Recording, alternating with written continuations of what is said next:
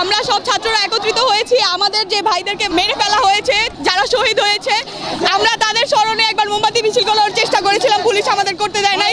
সারা দেশে ছাত্র জনতার নির্বিচারে যে গণহত্যা চলেছে তার বিরুদ্ধে বিক্ষোভ মিছিল করার জন্য আমরা আহ্বান করব বাংলাদেশের যে যেখানে আছেন রিকশাওয়ালা, শ্রমিক, বাস ড্রাইভার সবাই এসে আমাদের এই মিছিলে একাত্মতা প্রকাশ করুন, যুক্ত হন।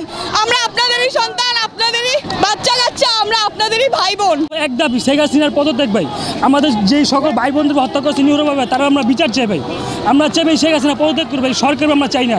আমাদের যেভাবে ভাই বোনদের হত্যা করে ডারবিতে, আরুতে, জগন্নাথে যত বিশ্ববিদ্যালয় সবখানে আমাদের ভাই বোনদের নিরীহভাবে হত্যা করা হয়েছে ভাই। আমাদের যখন যৌক্তিক দাবি একটা ছিল তখন আমাদেরকে বলা হয়েছে কি তোমরা তোমাদের সকল আমরা মেনে নিলাম, কিন্তু আসলে তারা মানেনি।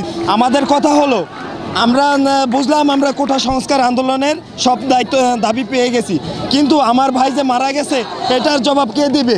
গত 18 জুলাইতে আবু সাইদ যে মারা গেছে সেখানে কিন্তু আমরা দেখছি যে একজন নিরীহ শিশু, যে তার বয়স মাত্র 16 বছর, তাকে আসামি করা হয়েছে। এটা কোন ধরনের বিচার আমরা এটা জানতে চাই। ছাত্র সমাজ সেই জবাব উত্তর চাই। 18 কোটি বাঙালি দেখেছে যে কে গুলি করেছে আবু সাইদের বুকে, কিন্তু একটা নিরীহ শিশুকে সেখানে আসামি করা হয়েছে।